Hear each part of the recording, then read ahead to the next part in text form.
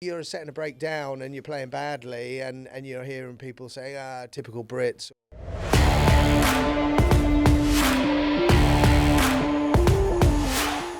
Professional tennis is often reduced to rankings, titles, and centre court moments, but behind every career is something more complex. Today, we're speaking with former British number one, Wimbledon and Davis Cup player Danny Sapsford about growth, identity, and what tennis can teach us beyond the scoreboard. From life on tour to founding a charity that opens up the game to young people who might never step on the court otherwise, this is a conversation about how sports shapes who you become. Danny, thanks for coming on. Pleasure. I tell you what, I've actually known you for a little while because I do tennis coaching myself. I know you're obviously in the tennis space. You were a player before, now you're coaching. Just talk to me. Like, how did you get into tennis? Oh, crikey. Bit of a long story, actually. My family were very sporty, but more football. Played in the local football teams. My dad ran the club, and back in the late 70s, early 80s, football was literally like 6 months of the year. It's not 12 months as it is now. So all the council goalposts were taken down in the summer. You couldn't play. And because the family were very sporty, we were looking for other kind of outlets for me to burn all my energy. Mum signed me up for a tennis session, and it really snowballed from there. The coach at the tennis session asked me to join the club. The club coach asked me to enter a tournament, and then I was spotted by a coach who called my mum and said, we'd like to give your son free lessons. Wow. And within 1.5 years, I was number one in the country under 12, and everyone enjoys doing something they're good at and has success. So just kind of, like I say, it snowballed and just carried on playing. Would you say you were natural? Because, I mean, I'm thinking off the top of my head, like the Williams sisters, for example. I know that was slightly different, but they got coached for free, if I'm not wrong. But there was an agreement for prize money, etc. How is it that a coach just walks in and does something like that? Because in the modern day, I find it would be very unusual for any coach to do something like that. Yeah, I guess back then, there wasn't so many people playing, and maybe I did stand out a little bit more. I would say, without blowing my own trumpet, I feel like I'm quite a naturally gifted sportsman. If I put my hand to golf and snooker and pool and whatever, I seem to be okay at it. Always helps. Yeah, I guess so. Just my hand-eye coordination, my general movement patterns were pretty good, I suppose, and I guess, like I say, it stood out, and thankfully my coach noticed it, and he coached me for the first probably 15 years of my career. So it's a long relationship. Yeah, absolutely, yeah. And like when you were a junior, so going from juniors, presumably you did ITFs as well, that sort of thing. Yep. How do you describe the step up from that junior level going on to the men's tour? It's pretty rough. It is pretty rough. I'd say more rough in the men's game because I feel that potentially females develop a little bit younger physically. So a 15 or a 16-year-old can compete with a grown female adult. Whereas on the guys' side, it's slightly different. So from being a relatively big fish in a small pond as a 17, 18-year-old, you're then suddenly thrown into the big bad world, into a really big sea with a load of big predators and big strong men, and it's a very physical game, and I think initially it takes its toll. And I think that's why sometimes I think the route going through the American college system, where you come out of juniors, you spend 4 years in college where you are still growing mentally and physically, it does prepare you better for when you then step foot on the tour, when you're a 22, 23-year-old, a little bit more developed, a little bit more mentally sound, physically certainly more developed. And I think it's easier to cope when you start the tour at 22, 23 rather than a green 18-year-old. So some people would say just get the experience, but actually you don't mind the idea of going off to university. No, I don't. I think it's a bit of both. I think if you're good enough, sure, jump on at 17, 18 and sure, take those steps through. But I think I've certainly seen a lot of very, very good players who I thought were guaranteed to make a career out of playing tennis they've become quite disillusioned and they've quit the game when they're a 19, 20-year-old, when they've probably taken a few bad beats and ran out of money, and they just don't have the kind of belief to keep them going. Whereas I think if they started their career a bit later, when they're a little bit more prepared, they probably would have made a good go at it. So then you're going from the junior tour, you're doing really well, number one in the country, and there's that expectation, right? I'm number one now. What's it going to be like in the men's game? Totally different, right? So how do you navigate that expectation? Also, where do you find there's the most pressure? Because you've got the family, you've got obviously your coaching, and then you've got people that are watching you all the time. Sure. I think I was quite fortunate in that when I was 18 and I left school after my A-levels, I was number one in the country. I had the backing of the LTA, the governing body. We had a private sponsor. I think it was Lang Construction. So I was part of a four-man team. And I played for 2 or 3 years on tour where all of my expenses were covered: flights, accommodation, food, travelling coach. So I didn't have a huge amount of pressure on me. And over those 3 or 4 years, I was, again, quite fortunate enough to make enough progress to be able to stand on my own 2 feet alone. So when I did get to 21 and the sponsorship deal kind of expired, I was in a good place. I was in a situation where I could carry on. Why did it expire? The next group of players were coming through. It was pretty kind of, they were quite transparent. It was a deal for aspiring pros, so I knew that from 17 or 18 through to 21 I would get covered, subject to me developing at the right rates and still showing promise.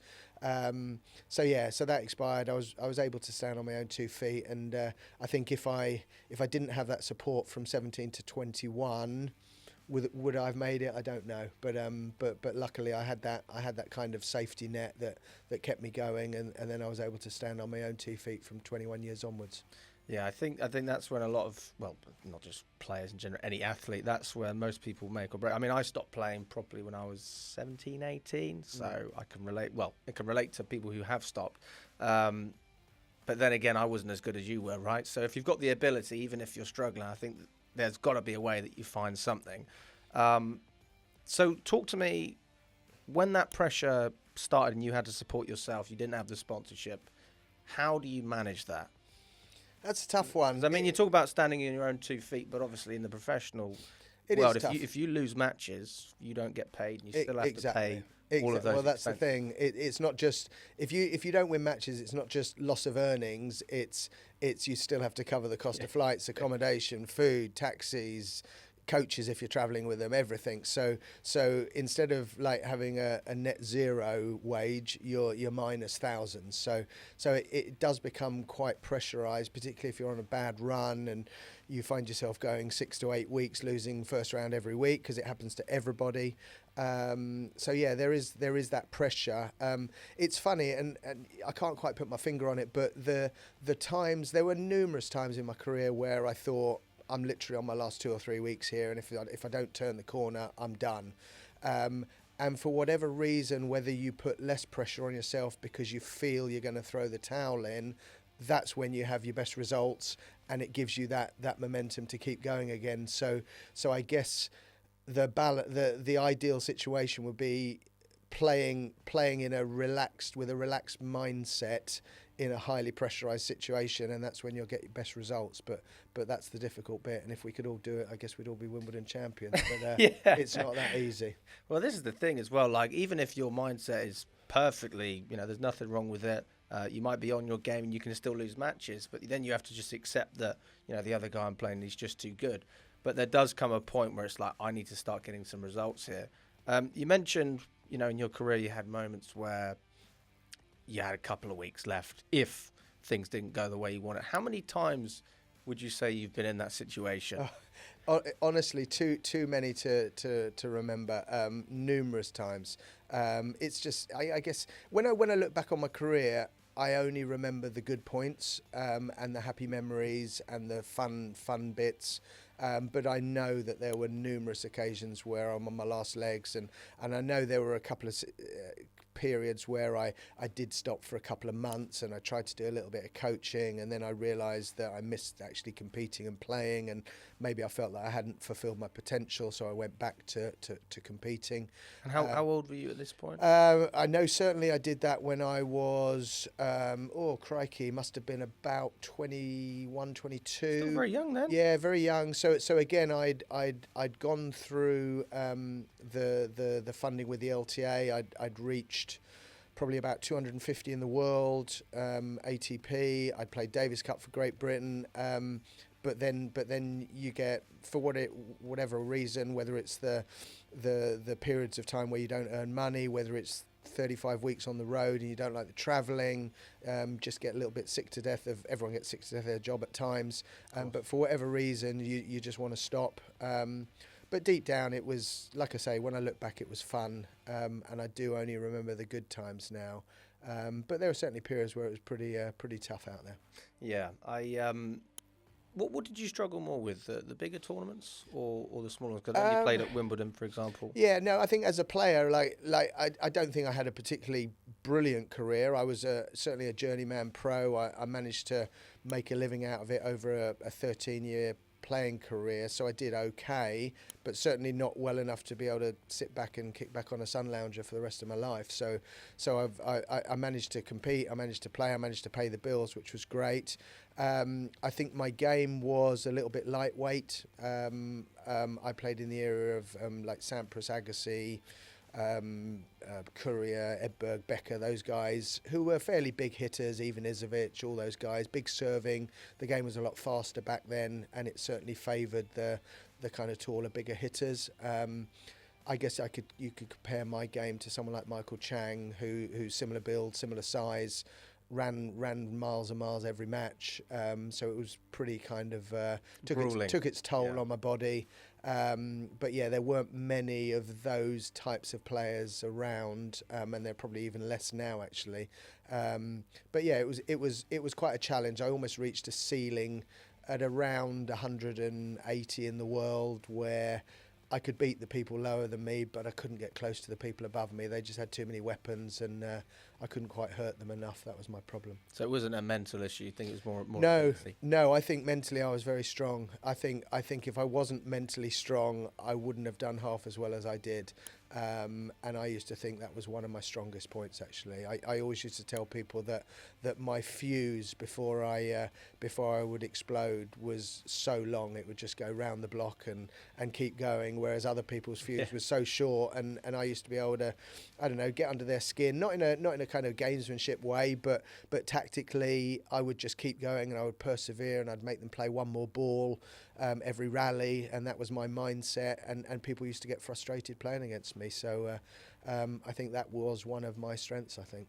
So when you played at Wimbledon, because I think a lot of people might not know this, you played Pete Sampras at Wimbledon, right? That was on centre court? I played court one, yeah. Court one? Yeah. So what was that experience like, and in terms of Wimbledon in general, like, how was that tournament unique to play at?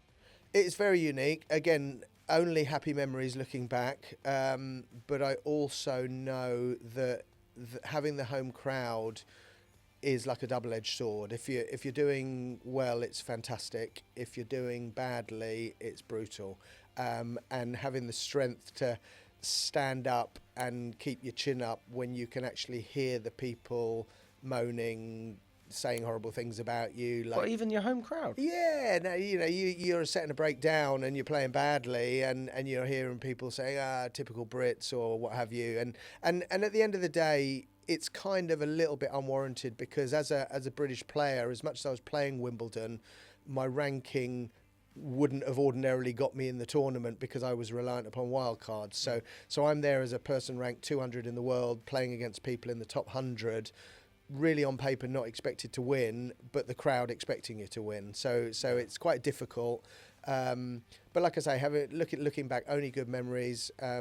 I didn't win a match at Wimbledon. Probably, I think the first year I won at Wimbledon was '96. So that was probably about the 6th or 7th year that I played. Lost first round all the time. Had some really good draws. Didn't seem to perform very well. So maybe it did affect me a little bit, kind of mentally. But once you get that first win, I think I won a few matches after that. Made the third round in '99. That was my last year. Like I say, lost to Sampras on court one, which was a fantastic experience. So, what was the reality of that tournament? For example, I see they did that tennis documentary. What's the one? The one on the Netflix one. Yeah. What's the name of that one? Topspin? Oh, I can't remember. I can't remember the name. But they did a tennis documentary, I know, and trying to get behind the scenes of tennis. I'm sure they did something with Alcaraz as well recently. Because a lot of people don't fully appreciate the lifestyle. But again, just coming back to Wimbledon, right?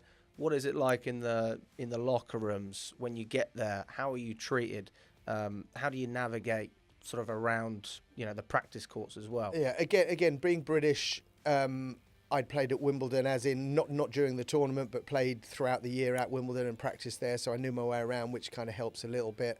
But no, fantastic experience being part of the Davis Cup team. They have two locker rooms, or they did have two locker rooms at Wimbledon, two main locker rooms, one for the kind of top seeds and the British Davis Cup team, and one for everyone else. So luckily we were in the top dressing room, which was lovely. So lovely rubbing shoulders with the top guys and seeing them kind of preparing for matches and stuff. Yeah, no, it was. It's certainly an experience that I won't forget. It's funny because you talk about Wimbledon and you think about all the noise of the crowds and all the applause and it's the quiet periods at Wimbledon that get you. It's when because the crowds are quite well behaved, and when the umpire calls play, you can literally hear a pin drop, and that's when your knees turn to jelly. It's not when everyone's shouting and screaming. It's the sudden silence that really gets you. But yeah, looking back, like I say, more happy memories than unhappy, certainly. Was it what you imagined it to be?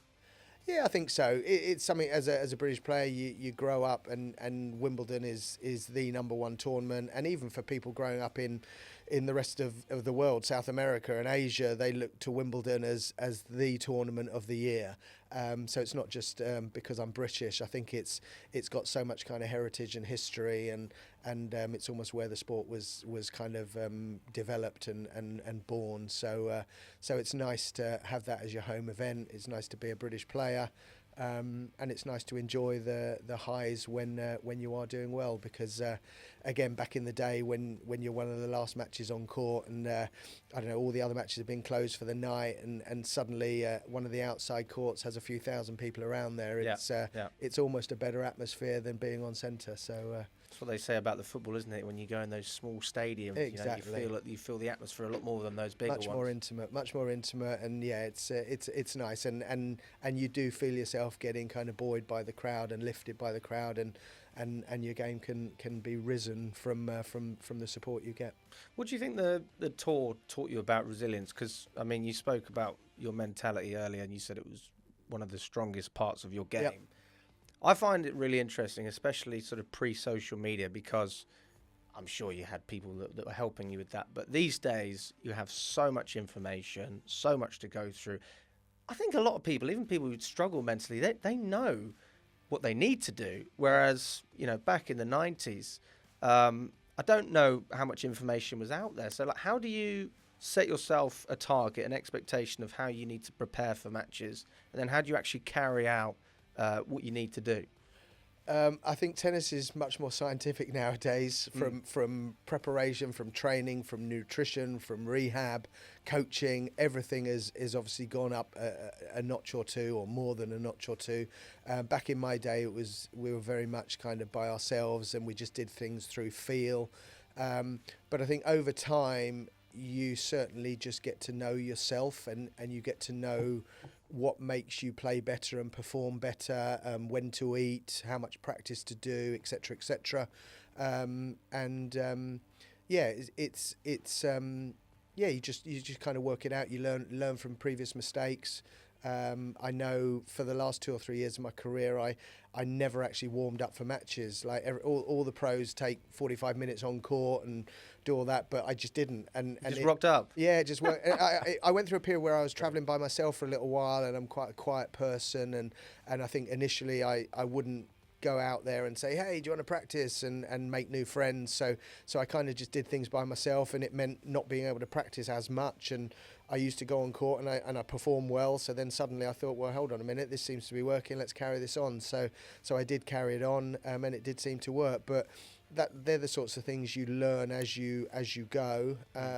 But I think tennis, I think professional sport in general, gives you or teaches you a lot of kind of life lessons or life qualities that are transferable into everyday life. I think it's brilliant. I mean, you talk about resilience. I think when you're losing matches back to back and things aren't going well, and you've got to turn things around, you do become resilient. Otherwise, it's sink or swim, isn't it? So you've got to find a way. And I think the fact that I've had a 13-year career albeit as a journeyman pro rather than right at the top levels. I think it just proves that I was able to find answers to solutions solutions to answers or solutions to questions as I went along. If you don't, it's survival of the fittest, really. So if you don't find those solutions, then you get left by the wayside and you end up quitting. So it's a case of having to. Do you think problem solving is the number one lesson that people can learn from tennis?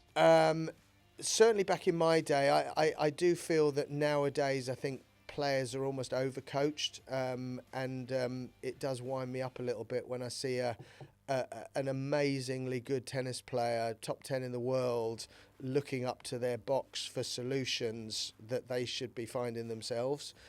Because at the end of the day, as much as it is becoming a little bit more of a team sport with a coach and a trainer and a nutritionist and everyone else you travel with, ultimately it's still an individual sport, and I think coaches need to prepare their players to be able to solve the problems on the court themselves, and I think that's half the problem. See, I hear this all the time about coaching. I think this is the same in a lot of sports. Football, they talk about it as well. But here's an example for you, right? Emma Raducanu or Nick Kyrgios, two good examples of players who had lots of coaches or not even had coaches. I think Emma Raducanu's just announced that she's not going to have a coach, which I'm quite surprised by. But, I mean, if you're saying that players are overcoached at times, maybe it makes sense to take a step back and just try and figure it out for yourself. I mean, do you agree with that? I did read about Emma yesterday, and I know she said that she feels that sometimes she's being pushed in a direction from a coach that she doesn't want to go. So I'm surprised that she feels like that, because I think a good coach would work hand in hand with a player and find the right path to go down. Because at the end of the day, the player's got to be very happy with the direction they're taking as well. So I'm surprised that she let herself get led down a path that she didn't want to go.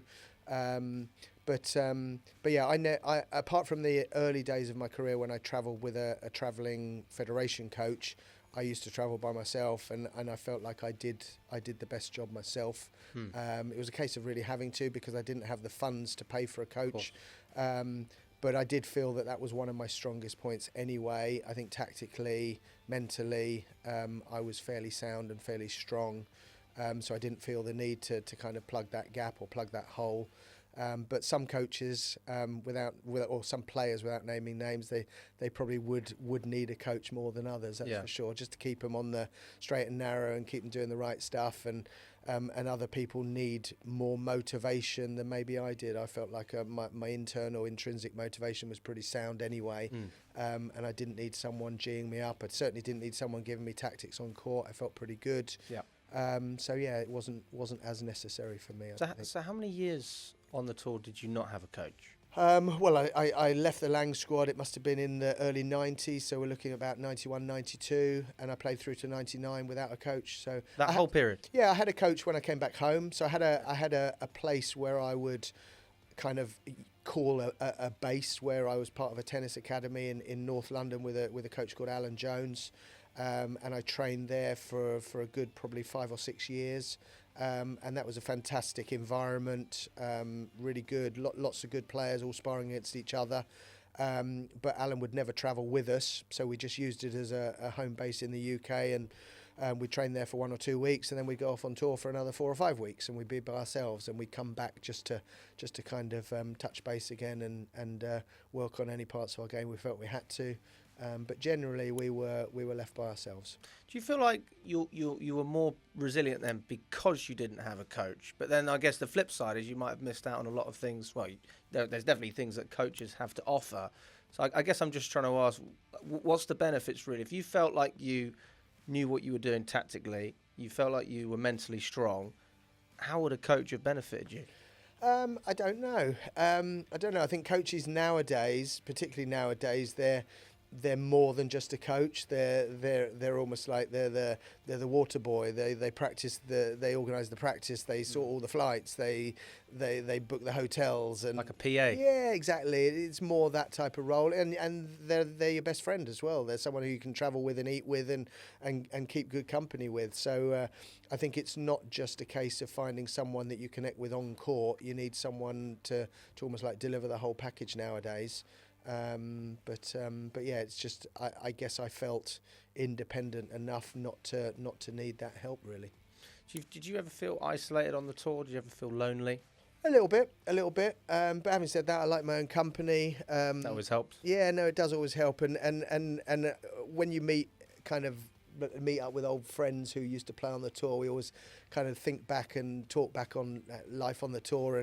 And me particularly, the one thing I always say was one of my favourite moments of life on tour was when you got back to your hotel and you closed your hotel room door and you hear it click.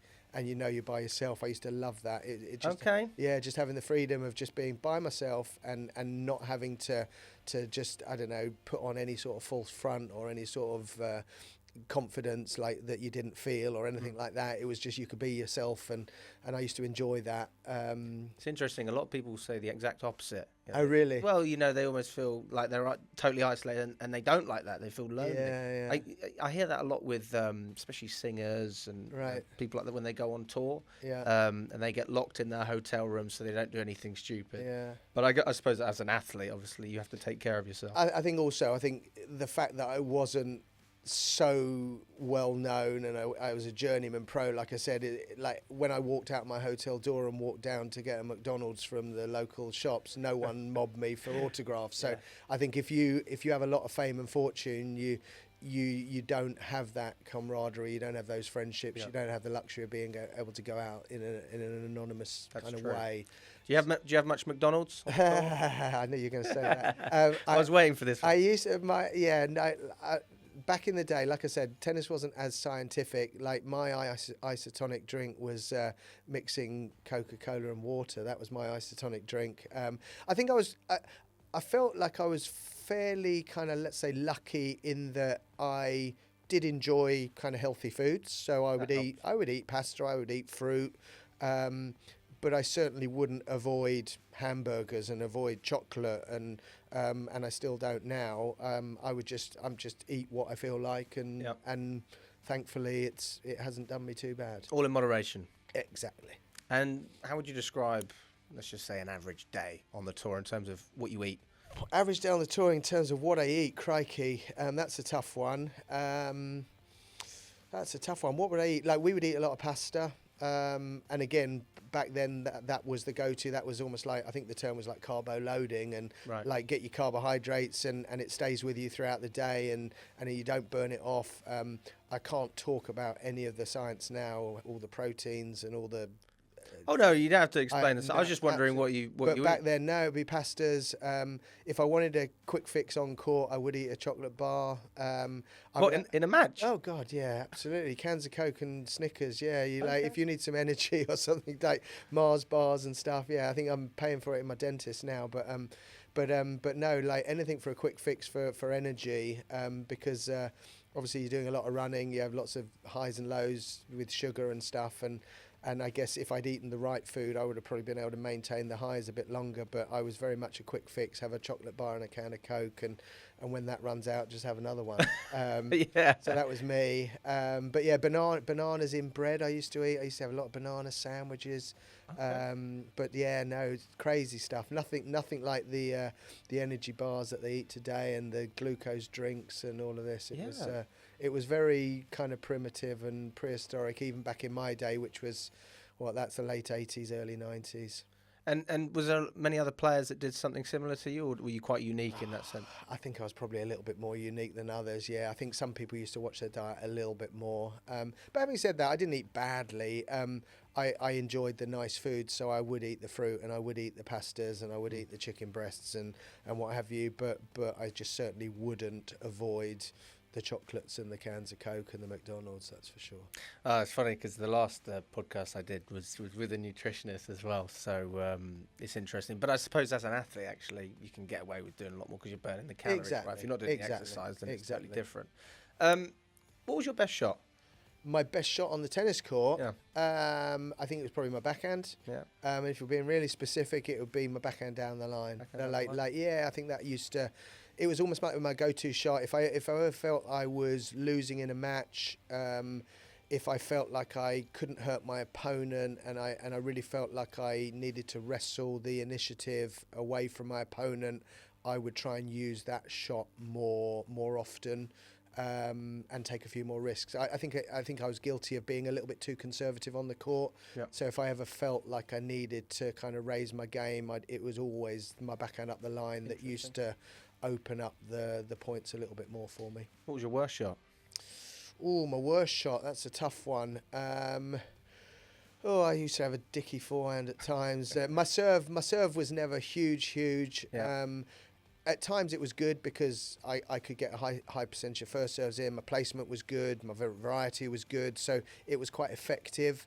But then my first serve percentage quite often was very low. And I always felt that I had as much chance as breaking my opponent's serve than holding my own serve, which is a bit crazy, really. I think if I could have added another 6 inches onto my height, I probably would have given myself another 100 spots on the ATP Tour or something. But if I was 6 inches taller, I might not have moved as well. So it swings and roundabouts, isn't it? But yeah, serve let me down a little bit. The reason I ask is because I want to talk about repetition. So, when you speak about your backhand up the line, is that something that became your best shot because of repetition, and vice versa on the serve or the forehand? Is that something that you had to practice more and more because you felt like those were weak points in your game? Yep, absolutely. And even coaching nowadays, literally every day I find myself saying to a player or a client, tennis is a numbers game. The more you do, the better you get. Hit 10,000 forehands and you'll get a good forehand. So it is a big numbers game. I used to practice my serve probably 3 or 4 times a week, where I would go out with just a hopper of balls for 45 minutes, serving at targets, because I knew that I was never going to serve at 130 miles an hour. I was down at probably 105, 110. So I knew that my serve had to have great placement and my first serve percentage had to be really high. So I used to practice that a lot. And likewise, every shot. It's I think I'm an old school coach. When I look at coaches nowadays, rightly or wrongly, they coach in a very different way to me. I am very much of the opinion that you can do a lot of the work, a lot of the physical work on the court. So I would encourage my players to work hard and get a real big sweat and work on your fitness and your stamina whilst hitting tennis balls, rather than hitting half a dozen tennis balls and then going in the gym, or going and doing a run. So I would prefer to combine my physical work and my tennis work together. So I do a lot of on-court work, and like you say, just hitting loads and loads of balls and repeating, because at the end of the day, like, you need to know it's there under pressure. So it's the more you do it, the more comfortable you feel, the more confident you are, the more self-belief you have, I suppose. So, yeah, one of the things I noticed when I got a little bit older and I started touring, I did a few, I think I did a couple of ITFs, a couple of Tennis Europes as well. And I had a coach, and his name's Kuda Nemabwe. I don't know if you have heard of him. He's from Zimbabwe. I think he's an LTA level 5 coach, still coaching now. Yeah. And I started working with him, and I've learned so much now. Hindsight's a great thing, isn't it? But I always was taught when I was training, I trained in Spain, big baskets, big trolleys of tennis balls, hit loads of them, hit until you can't hit anymore. Yeah. And I went from that to working with this guy, Kuda. And his thing was, we're going to spend however long on the practice court, a long time, sometimes 3 hours, lots of breaks, and very short sets, as opposed to hitting a lot. So by the end of a set, at times I'd be like, is that it? Right. And then you go for a break and you go back. And I used to think, well, why not just do it in one big block and be done with it?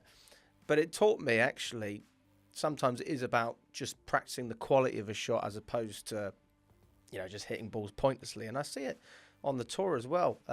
You see coaches with a very small amount of balls working with players and still developing them in that sense. So there's different ways of doing it. But, sure.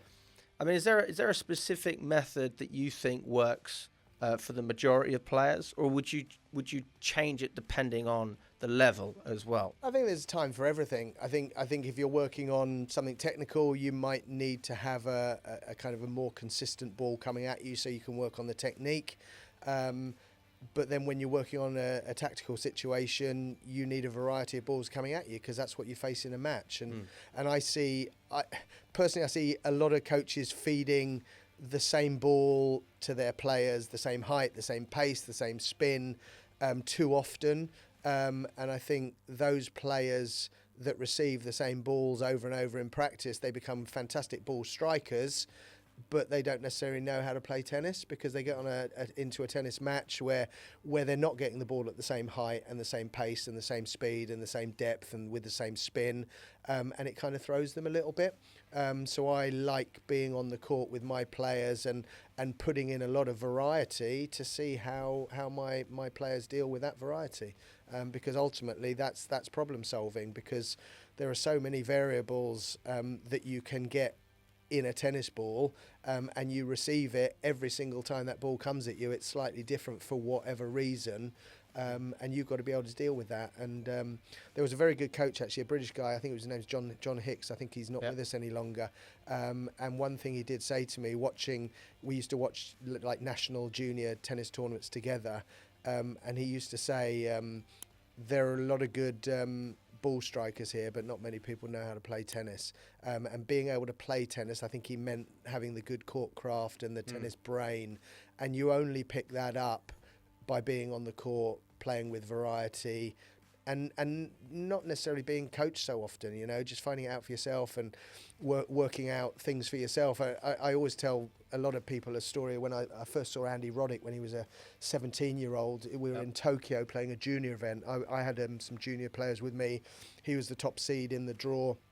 I think he lost first round, and he was there practicing. And during the practice, he was... he started on the back stop netting. He was practicing his serve. He started on the back stop netting. He took about a 10-metre run up to the baseline.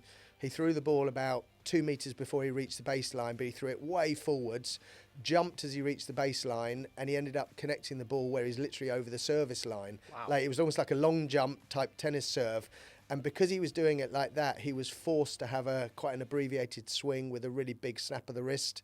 And I think if a coach had seen him doing that, he would have probably got like Rollock for messing around on the tennis court. But then 2 years later, I saw him winning Wimbledon, and he had an abbreviated swing and a really big wrist snap, and I'm sure he developed that by messing around himself on the tennis court. He had the fastest serve in exactly. the world at one point. But it was quite an abbreviated swing, and it was quite unique for the time, and I don't think he would have realised he was capable of doing that if he didn't have the kind of freedom to mess around on the tennis court by himself without a coach there. So I think there's an argument that I think some of our players are a little bit too overcoached and a little bit too robotic and a little bit too kind of mainstream. And I think we do need those little kind of differences in our game that set us apart from other pros.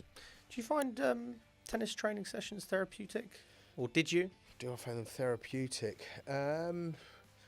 I wouldn't say they're therapeutic. I think it's quite satisfying when you come back after a day and you know you've worked hard and your body's hurting and you know you've put in the hard yards. I used to enjoy that feeling, but I wouldn't say they're therapeutic. There were times when they absolutely weren't therapeutic. They were frustrating as hell.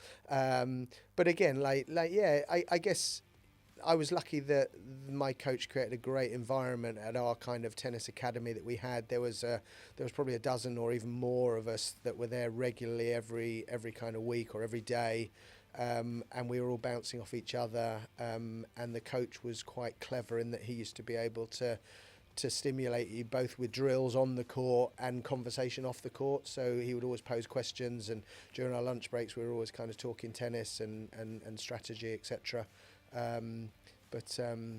But yeah, I used to enjoy the training side of things. I did used to enjoy that part of it. There were times, so like sometimes you used to hate the training and love the matches, and other times you used to like love the training and hate the matches. It was like a mixture. I guess again, your mindset, your mentality, your confidence goes up and down, and different things are more appealing to you at different times. I mean, in terms of stress, I mean, it is quite a stressful sport, isn't it? You have to be so focused. But I suppose you find that peace.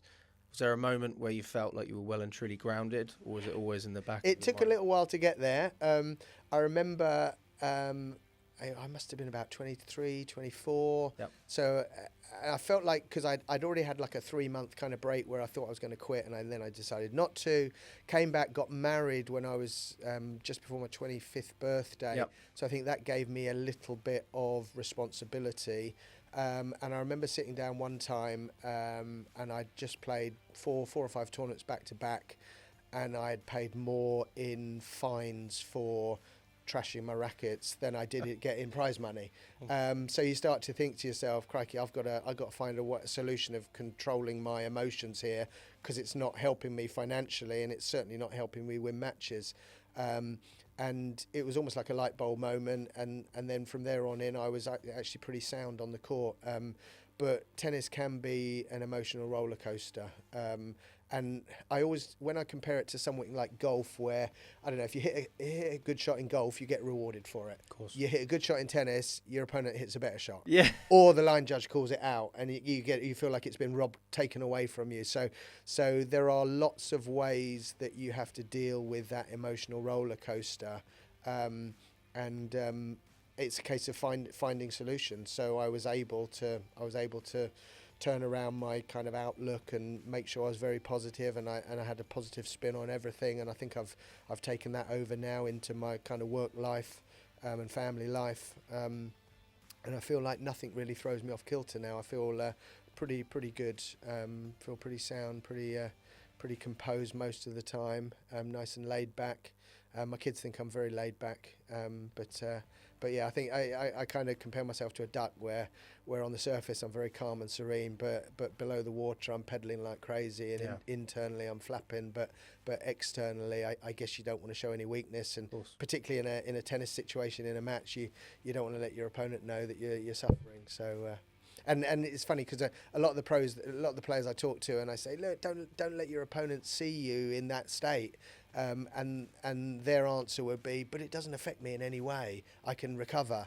But okay, you can recover, but your opponent seeing you like that is giving your own opponent a boost as well, you know. So it's not just the fact that you think you can recover, you're actually helping your opponent and giving them that lifeline that they feel you're on the ropes, and you don't want to be doing that. So it is a kind of a face-to-face, hand-to-hand combat sport at the end of the day, and you don't want to show any emotions. It's not as much of a gentleman's game as people say it is.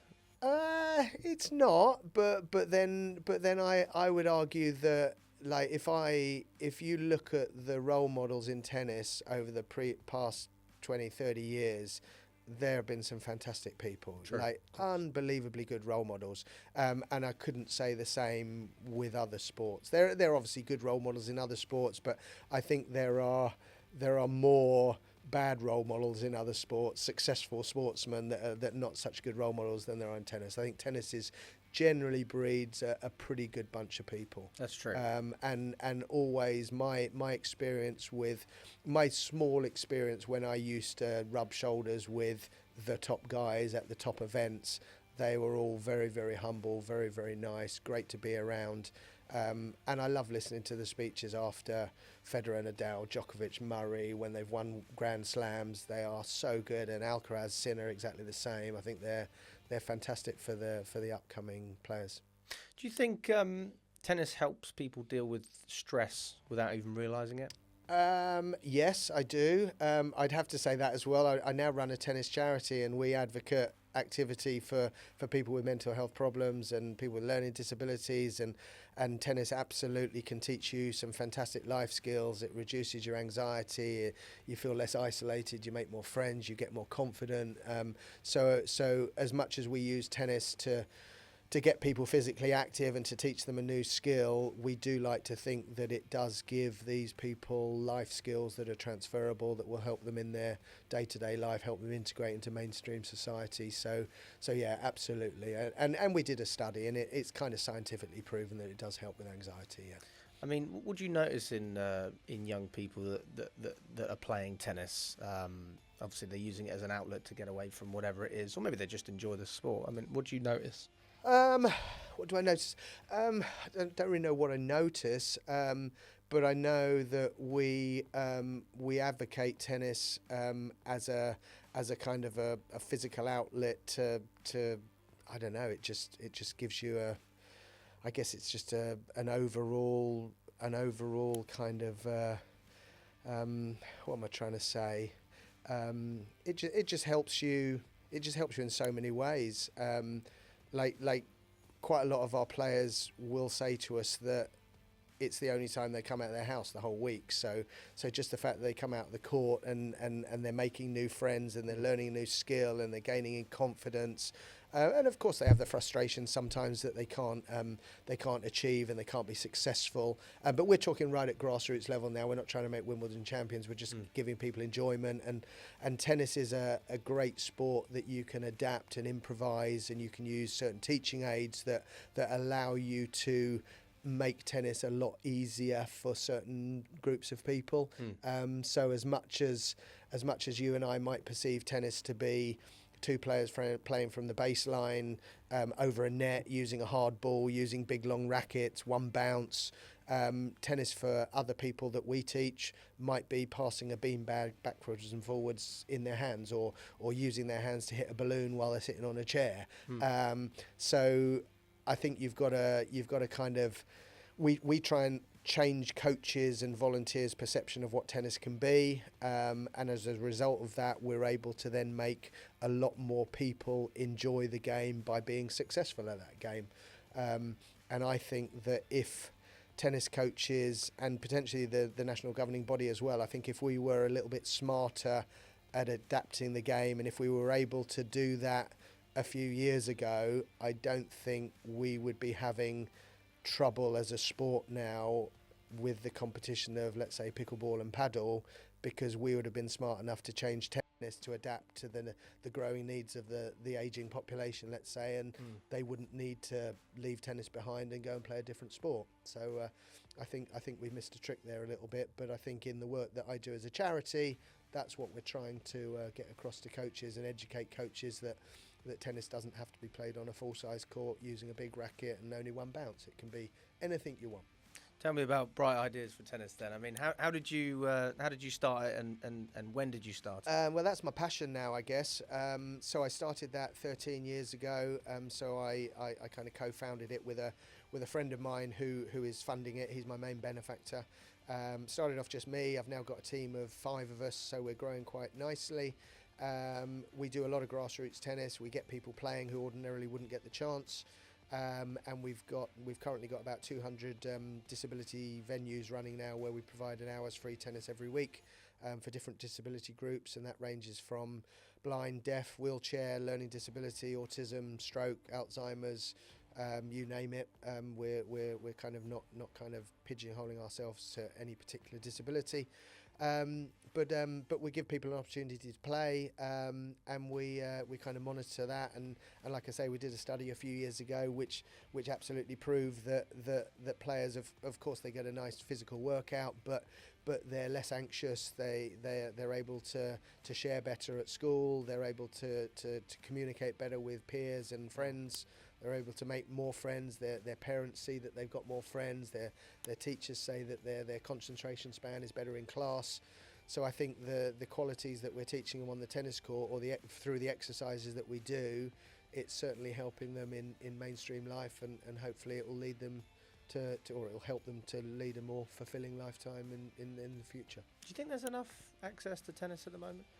Not at the moment. God, you could put me on the spot here with my stats. I think the stat is that there's about 75% of disabled players would like more opportunities to be active. They certainly are less active than their able-bodied counterparts. That's no surprise. I think only about 25% of children at SEN schools do weekly sporting activity, which is not enough. So we provide those opportunities, and currently quite a lot of disabled people have to travel in excess of an hour to get those opportunities, but the more tennis clubs we engage with, hopefully we'll provide more local opportunities, and there'll be no excuses that they can't get involved. What do you think the main barriers are at the moment in terms of getting involved in tennis, especially at grassroots? That's a tricky one. I think the two main obstacles we hear from coaches are when we approach a coach to potentially host a session for us, they say they'd love to do it, but they don't feel they've got the time to organise it because they're too busy, and they'd love to do it, but they don't feel they've got the competency in their coaching skills to coach disabilities. So as a charity, we do all the legwork finding those opportunities and linking the club with the school so the coach doesn't have to do it. We provide training for coaches and club member volunteers, so we prepare the coaches really well in order to deliver those sessions. So we're trying to alleviate those problems and those concerns. I think we do run into a few clubs that feel they very much wrongly and misinterpreted. They feel that their clubs are going to get overrun by kids running around ruining their courts and overwhelming and taking all their courts at peak times, which is total nonsense. So once we educate the coaches and club volunteers and committees that we're going to just be utilising dead court space in the middle of a midweek afternoon, they're a lot more kind of amiable and they're more kind of accommodating. But yeah, there's a variety of reasons. But I don't see why every club in the country can't offer an inclusive tennis session per week. I don't see why they don't do it. I personally, I just think it would be so easy for the national governing body, the LTA, just to almost like make it mandatory that every club has to run a session, and for each club to receive their LTA accreditation or whatever it is, they need to be able to tick that box to say they deliver an inclusive tennis session. And I feel it's as simple as that. I know it's not as simple as that. I'm making it very black and white, but I just think every club should do their part. Because the interactions we've had with coaches and club member volunteers, they've been very warm and welcoming, and they've really looked forward to doing it, and they do say it's the best hour of their week. So it's nice to give something back to a sport that's treated me so well, and I think a lot of people feel the same. You find that very fulfilling? Absolutely. More fulfilling than when you were a player? Possibly. My coach did used to say to me I was too nice to become a tennis player, almost, because I didn't have that kind of cutthroat, like real kind of like winning mentality where I'd tread on my grandma to win a match or something. Yeah. And he was probably right.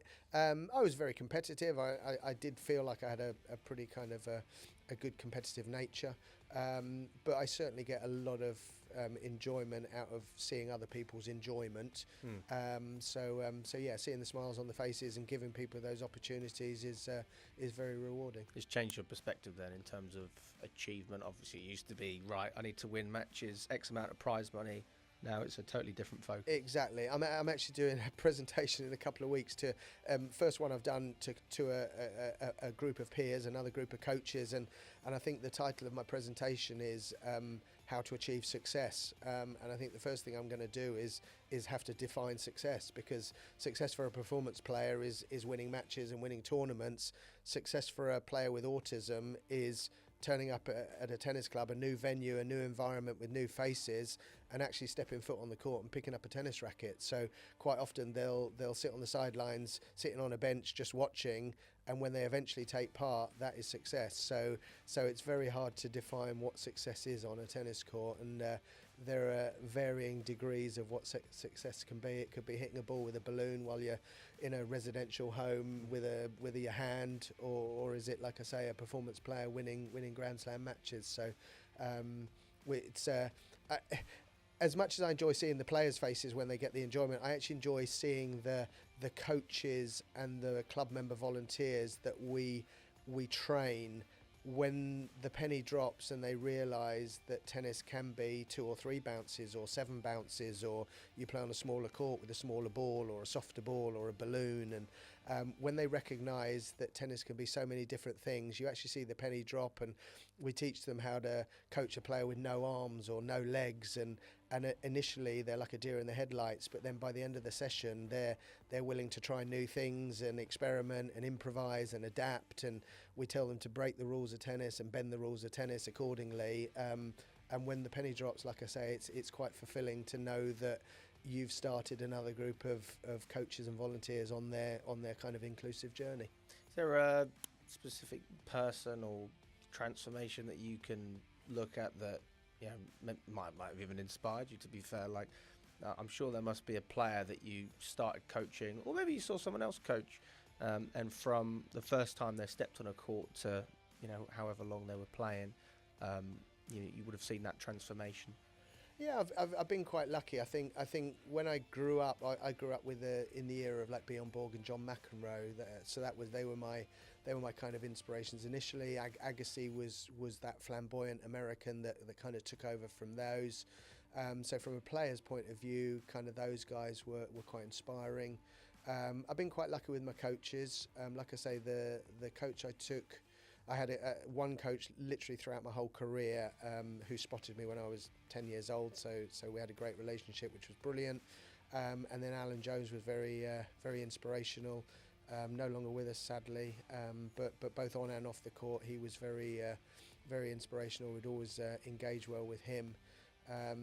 From a disability point of view, I work with a guy called Mark Bullock now. He does a couple of days a week with me at the charity, and I always say he's fantastic. Like, he's very kind of altruistic, and everything he does is thinking of other people, and he'll go over and beyond all the time. Like, you'll pay him for 2 hours and he'll stay for 5 hours, and while everyone's packing away and going home, he'll be taking blind people back to the station just because he's so kind-hearted and good-natured.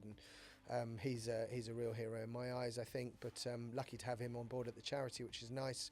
But yeah, there's a number of people. I've probably forgotten too many. What about in terms of players, though, specifically? For example, it could have been a student that you coached more specifically. Is there anyone that you saw and you thought, from the first time I coached you to however long, I really feel that this has been an amazing transformation? Oh, that's a tough one. A little bit more specific, this one. No, that is a tough one. I can't think of anyone. It probably means I'm a rubbish coach, doesn't it? 'Cause I don't know how to transform anyone. But no, I can't. I honestly can't remember too many.